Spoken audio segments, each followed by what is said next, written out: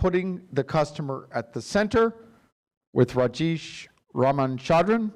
He is VP of Marketing Transformation, Technology, Analysis, and Personalization at TD Bank.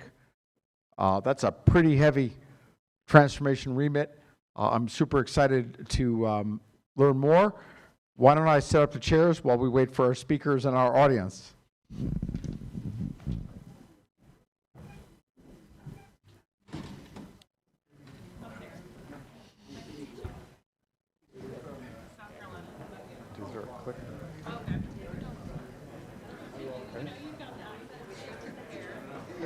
Huh? Any slides you have, guys? There is. Do you have the clicker? I do.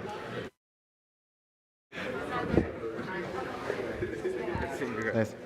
Hi there, Michael Smith.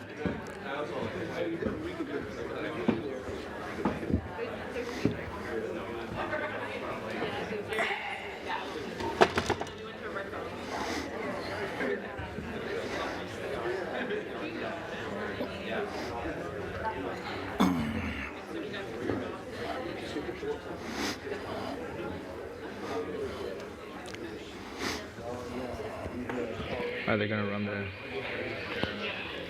mic? Are they going to run the slides? Are they going to run the slides? Are they going to run the slides? Yeah. I think he's giving us a clicker. Yeah. We don't have one.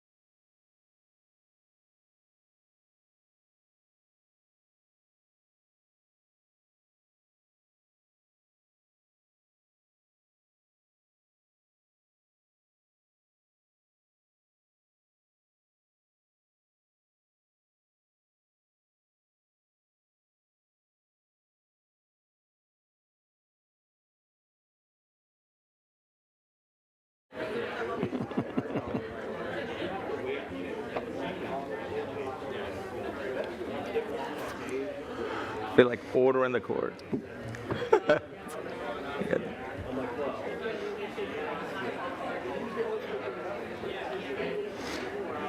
Let's start with a new. Yeah.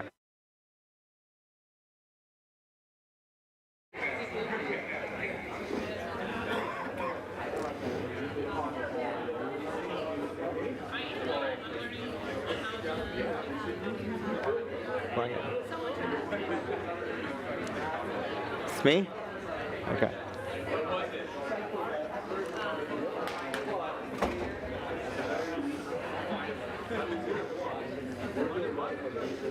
Ready?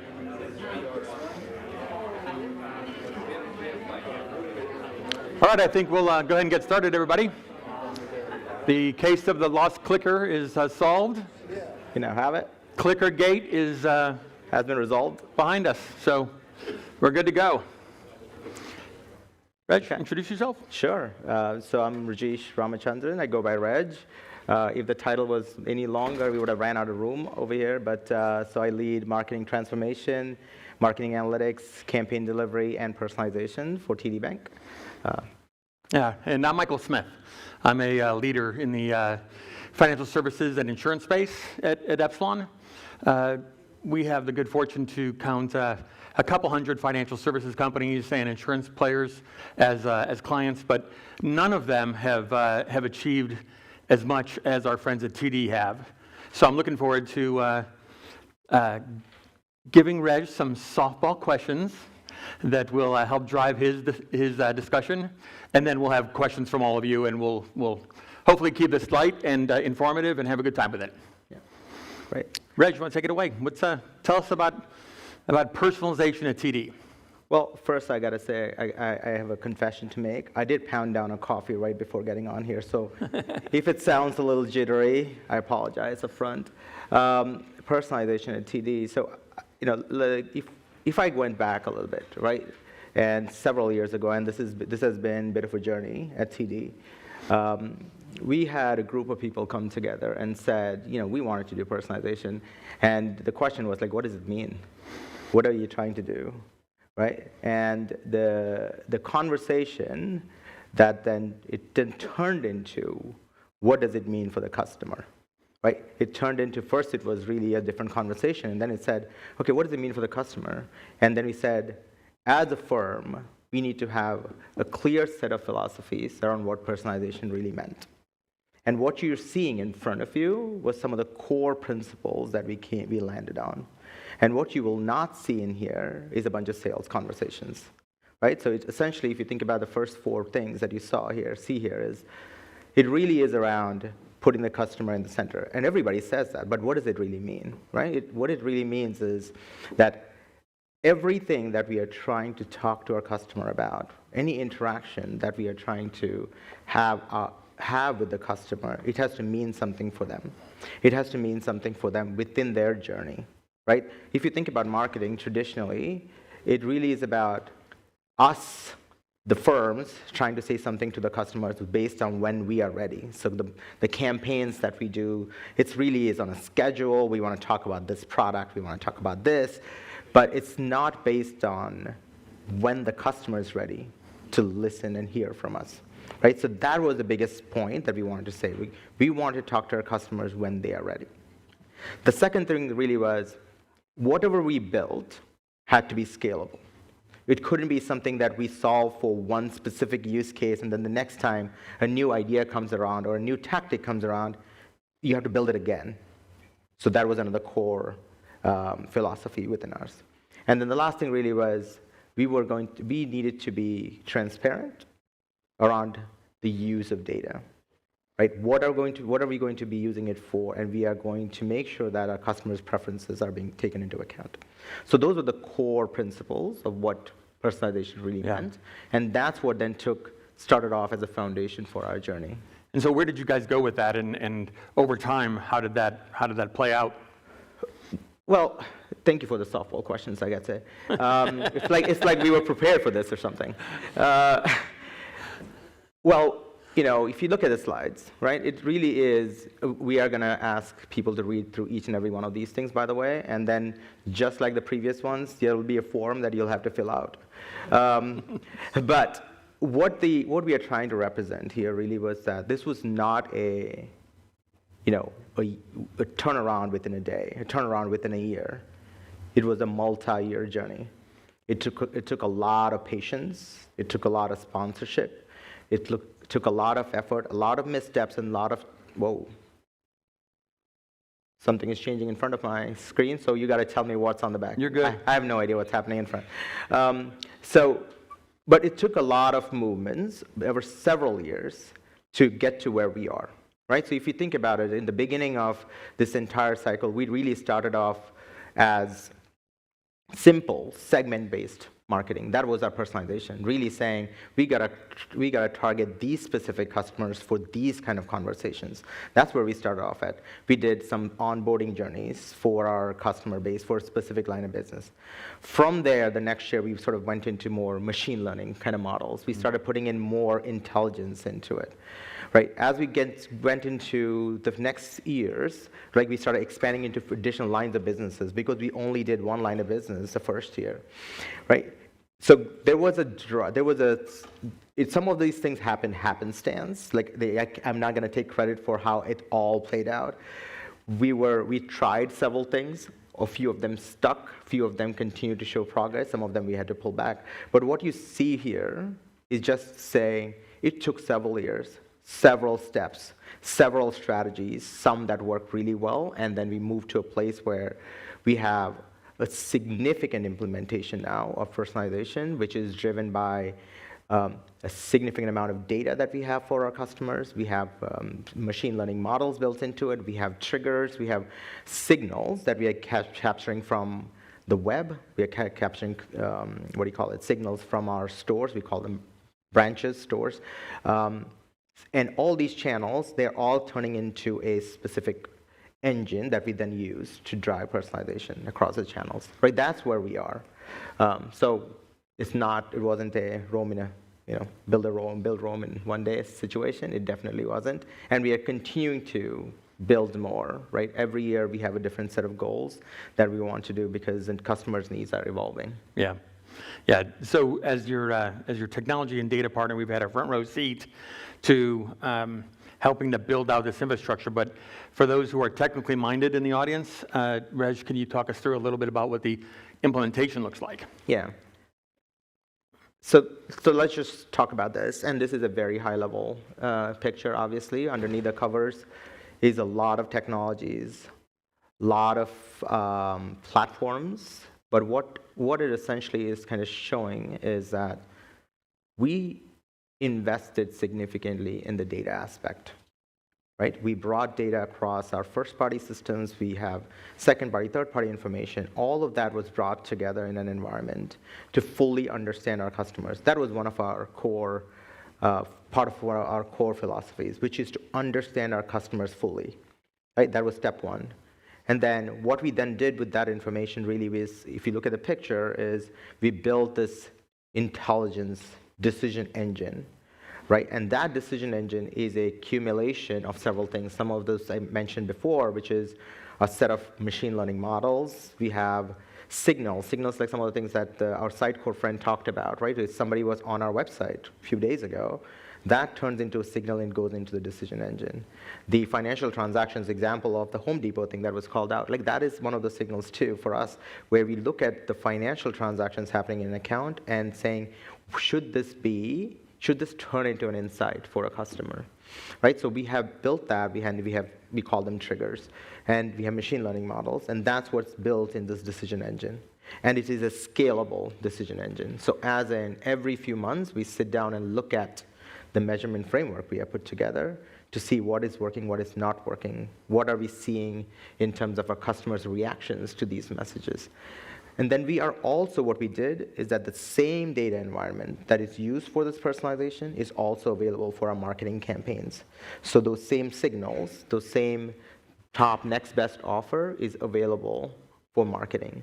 And then all of these components are connected to all our channels. And we'll get into it a little bit, but I would say the key thing really what we did here was we did not go and it's a little bit contradictory because of the fact that we started off in branch first, right? Which is not what everybody says. When we talk about personalization, we started it in the stores and then expanded into other channels. So I'll talk about it later on in the later stages, but that's how we did it. Yeah, so you bring up a good point, and earlier in a Track B session, Sarah Rosenbaum talked about, from a brand perspective, about putting the customer up front, right, center of everything you do. Your tagline, America's Most Convenient Bank, right, it really is about everything you do. So can you talk a little bit about personalization through digital marketing channels, but also what does it look like from an employee-led channel, either in a contact center or in one of your stores? Right. So, and this is where I wanted to hold back on the response for why why the store first, right? In our strategy, there are a couple of things. One was we wanted to put all 100% of our focus on one channel to see how well personalization really worked, right? And some of this is happenstance. We were originally in the distribution team. We were aligned in the store, and we said, this is where we're going to go. And that's what we did. And what does personalization really mean, right? Within a store environment, what does it really mean? It's not like putting this, rolling out a fancy mat, right? It is around how do we make sure our colleagues in stores, the bankers, who are talking to our customers have the right information, and they don't have to think too much around what they should be talking to their customers about. So the goal was to present key information in the tools that they're already using and give them the reason why they should be talking to that customer about a certain thing. So what you're seeing on the left-hand side is a view that is available to both contact center and our stores, by the way. And that is where, in that panel, in addition to helping the customers for their needs that they walked into the store for, on their screen on the right-hand panel, it pulls from this decision engine constantly. It shows what is the next best product. It will inform the customer about a certain kind of transaction has happened in their account. It will say around there's a huge transaction that happened in the checking account. It's sitting there. Maybe a savings conversation is a good conversation to have. So that kind of signal is presented on their screens, right? So that's what personalization really meant. It about how do we inform all our colleagues and make sure that they have the right information to help have that conversation. Then we talk about digital. And this is when we started moving from our store into all the other channels. We expanded into contact center, we expanded into digital, both the mobile app, the digital public side, on the secure side, et cetera. What you're seeing here is a version of what that experience looks like on the mobile app. The same signal. So let's say this was an example of where we would have talked to somebody about a savings product, right? That same signal goes into the mobile app, and there's a savings-related conversation that will happen within the mobile app. But originally, when we did it, it was one of those things where there's a banner, you click on it, it takes them directly to go open an account conversation. And obviously, everybody knows the funnel. If you do that, you drop a significant portion of our folks in that funnel. So the goal behind dynamic personalized experiences, and this was our foray into what we call zero-party data, was we are, after that banner click, we are asking our customers a certain set of questions, simple questions. It's not a huge questionnaire, 3 or 4, just to get their intent as to what is their real need. While we have signals that is, we think this is the right thing, we are then asking them to confirm that for us. And when those questions come about, it then translates into the next set of content and where we should send them to. So that's what this really is. Look, we have gone from just a banner in front of people that was personalized based on what we knew, but to now saying we're going to give them a journey of sorts to go from a launch on a screen to the actual conversion point. Yeah. So we have, I'm going off script here. Yeah, sure. Go ahead. Over the years, we've had a lot of conversations about how we mix technology, data, analytics, your teams, our teams, to create these things. But you used the word a few minutes ago, and those conversations get very technical, and they get very complex, but you mentioned conversation, maintaining an ongoing conversation with your customers and with prospects. Right. Talk a little bit more about that and how this all comes together to let that happen. That's a tough question. Definitely not a softball because this was not in the script. Well, for us, every interaction that the customer is having with us is a conversation. It is an opportunity for us to identify their needs. It's an opportunity for, let's take this, let me take this back. How many people here have stood in line outside of a bank trying to open a checking account? Nobody, huh? Just me. Just me. So you have, huh? Because usually when I ask that question, it's really not a single person. But if I ask how many people have stood in line trying to get the new iPhone, let's ask. Let's say how many people did, huh? Okay, come on, don't be coy. But that's the thing, like that's what we are, that is what we are trying to get in front of our customers. It is not the easiest thing to sell. We know customers today would spend more time in front of Netflix trying to decide what show to watch, doom scrolling through options, than think about what is the next financial thing that they need to do, right? That's where we are. So it's our responsibility that the opportunities that we have with our customers or the prospects when they walk into the stores or any of our channels, that we take that opportunity with both hands and have the right conversation. And the only way to do that is through some kind of a personalization tech. Yeah, yeah. When you mentioned it a few minutes ago, I really picked up on it because at Epsilon, we've had a difficult time telling the story to new clients about how do you mix analytics, data, technology, media, channels all together, and how do you tell a cohesive story that doesn't overwhelm people? And you said the key word, it's really about conversation. Right. So thanks for that. So lastly, I think we got about 10 minutes left. We want to save some time for questions, but Reg, do you have any thoughts on on key learnings? Oh, well, I think you touched upon a few of those things, and I think when we had that workshop several years ago, when we talked about personalization, again, the concept of putting this customer at the center means you're automatically product agnostic. You're not beholden to, oh, this line of business requires to push this particular product. Today it's jeans, the next day it's something else. Like, we had to make sure that the personalization ecosystem stayed product agnostic. And that is one of the key recommendations for a successful program like this. The second thing about being scale, build a process, build a capability that is flexible, that can grow with your needs, that can pivot based on the needs, right? So the example of a fraudulent event happening, right? And if it happens at a mass scale, trying to pitch products when somebody walks into the store is not the appropriate thing to do. So how do you make sure you have the capability to suppress these things at that time, and the right content gets pushed out in front of all of the decision engines, all the machine learning models that you have in place? How do you make sure that you have the option to trump all those? It is extremely important. So flexible personalization process is important. Same thing around scalable insights. What does that really mean? Everybody likes a cool story of when I did this, and then I did this, and then I did this, and it all sounds so magical, right?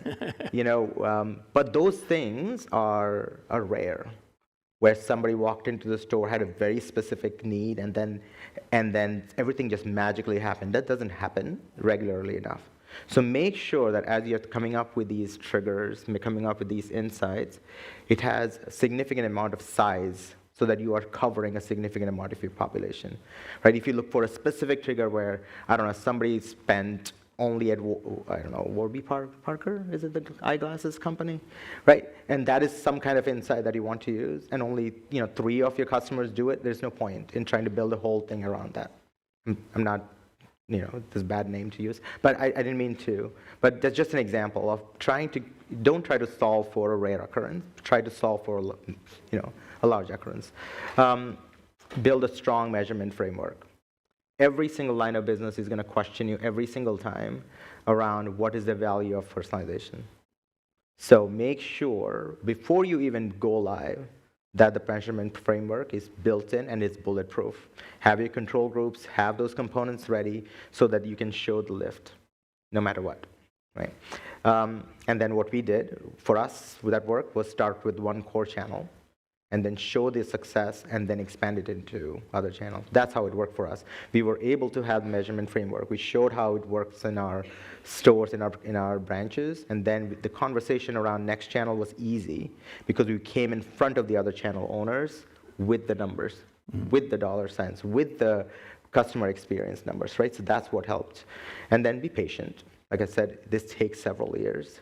Trying to get from 0 all the way to the end in 5-6 months is not doable. Manage expectations. Don't set goals that you're not going to be able to achieve. So yeah, those are the core things I would say. Great. Right. Yeah. So do we have a microphone that we can use for questions? Awesome. Any questions for Reg? Oh, we've definitely got one here. And no easy questions, please. I got a lot from him. Hi, this is Sophia from JP Morgan. Hi. I have a question about personalization that maybe is not data-driven, and if you think that there's still value in, for example, a questionnaire where a customer would fill out, this is what I like, this is what I don't like, and maybe we personalize content based on those answers. Do you think people fill that out, or is that too much work for not a lot of value? Because data-driven is obviously much harder to build, but I wonder if something a little simpler could still have effects. It's a great starting point, first and foremost, and we have an example of that within our stores.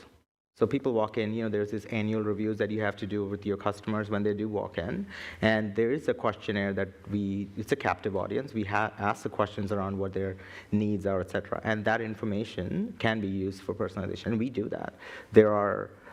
We have capabilities built in the colleague screens to say once that conversation happens, and then it outputs saying these are core things that we should be talking to them about, we can send content to those customers through SMS, through email, et cetera, from there.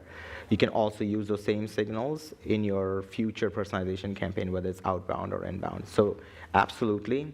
I think it's a way, how do we get them to fill it out? Obviously, it's difficult. It's much more difficult on digital channels because nobody wants to waste their time. But walking into a branch when they are already having a conversation is a great time to get some of that detail. Who else? Right here.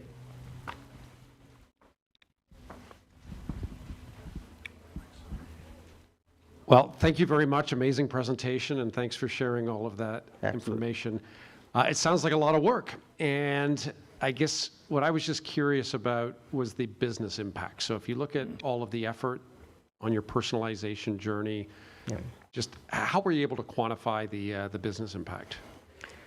So the measurement framework that I talked about, we have a clear sense of our baseline for what the conversion rate for any of the outputs of our next best offer engine really looks like. So we have that already.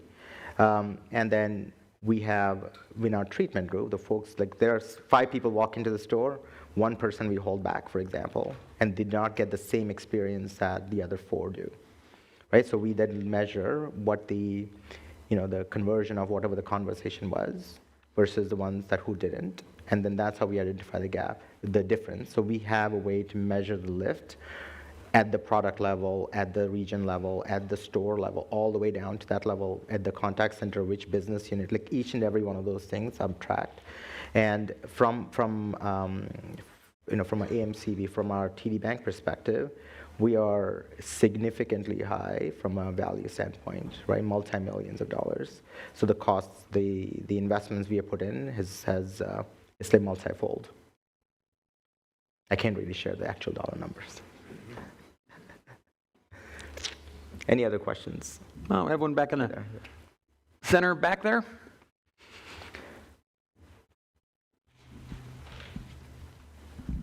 Thank you. Great presentation. Mark Nelson, in the insurance industry.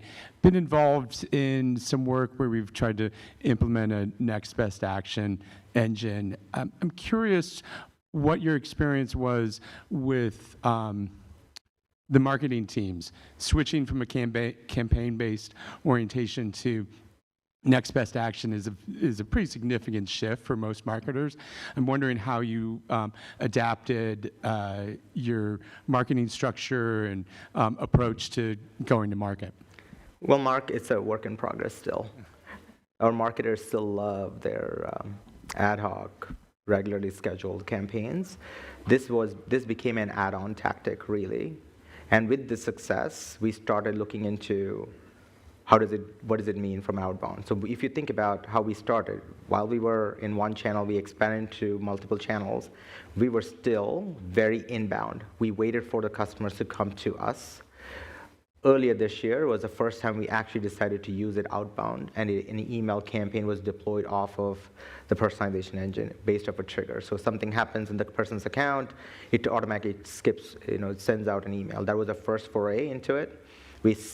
Measurement framework, we had to wait for certain things to happen for a certain period of time, and we looked at the value of it. And now we are looking next year, this coming year, for us this fiscal year has already started, that is our biggest goal. It is to convert a significant amount of our ad hoc scheduled campaigns into always on triggered sort of campaign. That is the biggest goal.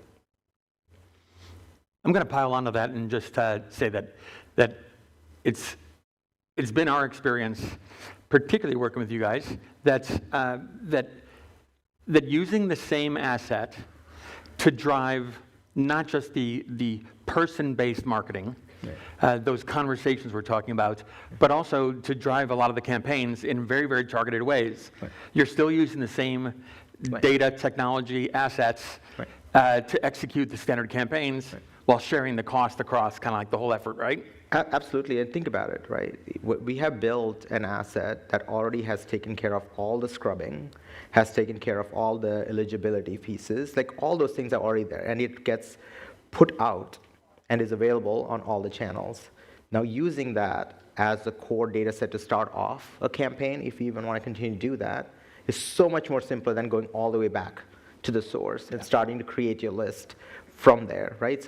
So we have made that easy. It is a conversation, like I said, that we have to have within the team consistently in terms of that this is a win-win-win situation, like Michael Scott says in the office. All right, well, anybody else have a last question? I think they know that we're like standing between them and a drink. Yeah, right. And Yeah. I will not do that, so. Thanks, everybody. All right, thank Very you all. much. Thank you, Reg. Take care.